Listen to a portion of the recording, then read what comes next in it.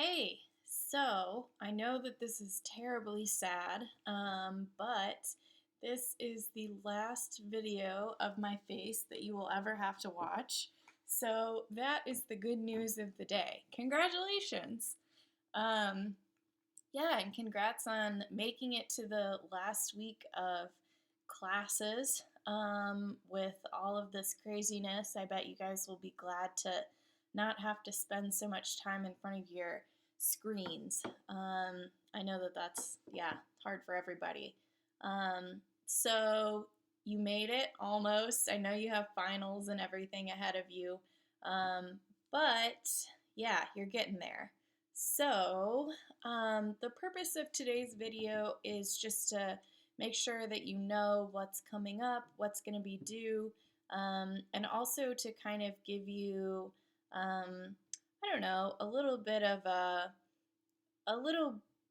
scaffolding in the event that you are interested in continuing to write, you're interested in the writing world.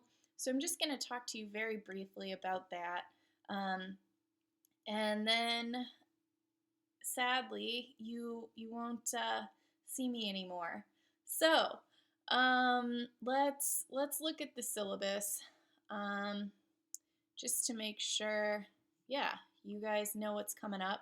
So this is the video for Tuesday, April 21st. Um, here's our, here, can I make this thing go away? Okay, good deal. Um, so by tonight, you will need to email me your extra credit if you're doing that. And you'll also need to email me an answer to the self-reflection question that I'm going to post along with this video. It's a really short question. I've asked it to all of my students since I started teaching a very long time ago. And it just kind of helps me know, I don't know, it just kind of helps me take the class temperature and, I don't know, see how you feel about the semester and what you responded to. So that will be your attendance question for the day. That'll be your self-reflection, that 25 points. Um, and that is what should be happening by 11:59 tonight, Tuesday, April 21st. There's no video for Thursday, April 23rd. If you'd like to Skype with me or Zoom with me about your revisions, just send me an email. I'd love to talk to you, and yeah, we can kind of go through your process. But that's not, I mean, that's optional, so that's up to you. But there's no email that you need to send to me on Thursday, April 23rd. So then your last two things are your revision and revision reflection, okay? Both due Sunday, April 26th at 11:59 p.m. Again, if you have issues with this date, email me by April 24th, and we can talk about getting an alternative date for you so that you can sort of engage with this revision in a meaningful way and not have to be super stressed about it. But otherwise, that's the plan, and then that'll be it. You'll be done. So that's all I've got. If you've got questions or yeah concerns about what's coming up, concerns about your grade, please email me. Um, Otherwise, yeah, I'll be in touch about your revisions. So I just want to talk to you briefly before I hang up here about continuing in the writing world. I'm gonna post two documents that I made for my intermediate students, so maybe it was a little bit more applicable to them, but I thought that you might be interested as well. So I'll just post the links to these two documents along with this video. Here's one document about getting published, so getting your short stories published. And if you're interested in getting these published, you can look through this document, but my biggest suggestion before you go about sending out your stories is to get familiar with the market, to look at these links, to start reading these magazines, seeing what's being published, to start reading more. I mean, the best way to be a great writer is to be a great reader. So, finding collections by authors that we've read this semester that you've liked, getting a Goodreads account and just kind of seeing what is recommended as you log in the books that you like, and then becoming familiar with where things like what you're writing are being published. So I kind of give you an overview here, a really loose overview. But I mean, there are journals for everything. So if you want help, like finding a more specific journal for what you're specifically doing, for example, writing like fantasy, there are a lot of journals that won't even look at that. But then there are some journals that are just exclusively for fantasy. So if you want help finding those, just let me know.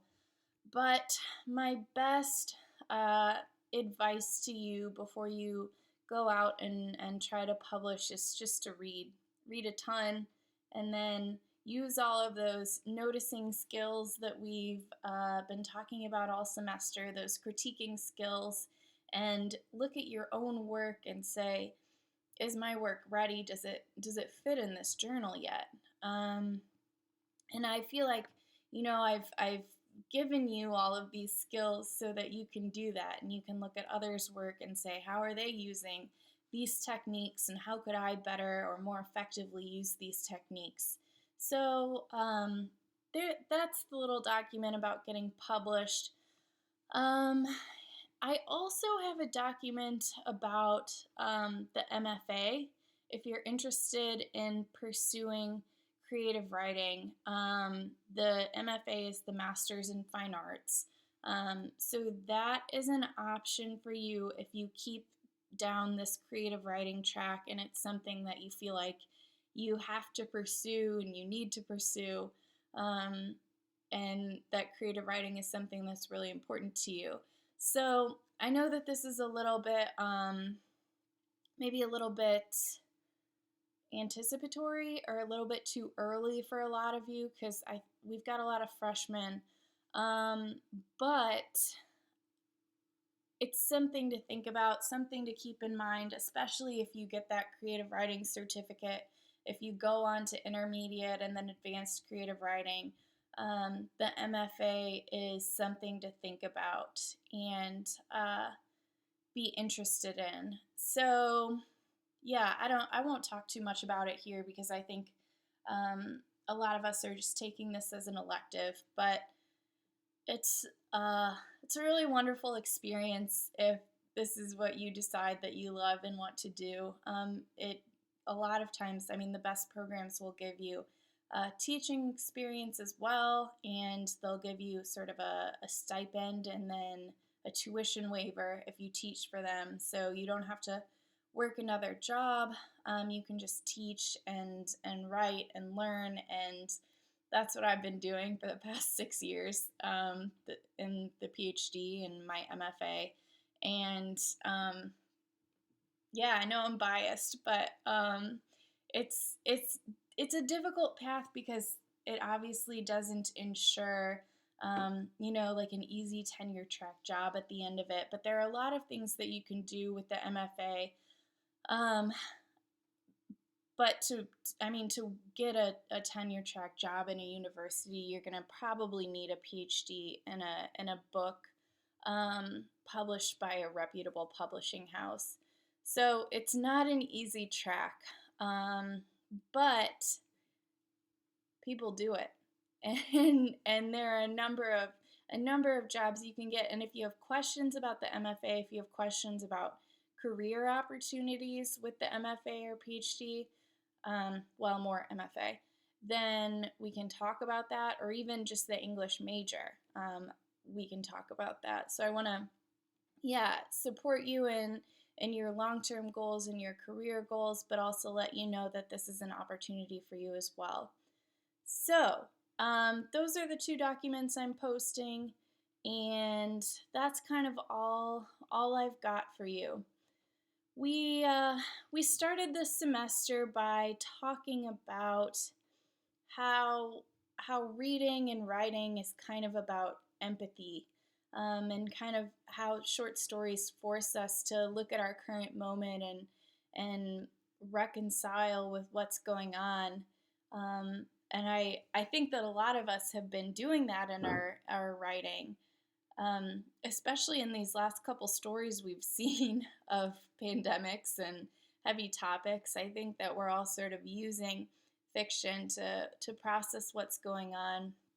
And my final thought to you is that this is the most important thing that you can do, is to sit down and read or write and think about different approaches and views of the world. Think about I don't know, creating empathy for characters as you're reading about them, and creating empathy for characters as you're writing about them. Giving different perspectives on the world, exploring different perspectives on the world. I mean, that's what this is all about. So I hope that throughout this semester, these techniques that we've talked about have given you a little bit more insight into how to be a good reader, how to be a good writer. And these are, lifelong skills, really important skills. So, always stay in touch if you need letters of recommendation, for jobs or for graduate school or whatever. And if you want advice, from my limited experience, I can try to help you out. But yeah, do be in touch. I've enjoyed this semester. I'm sad that we didn't get to finish it out in person, but I've learned a lot from all of you about your passions and your interests and your stories. And I will miss you guys, but I won't miss making these weird videos of my face. All right.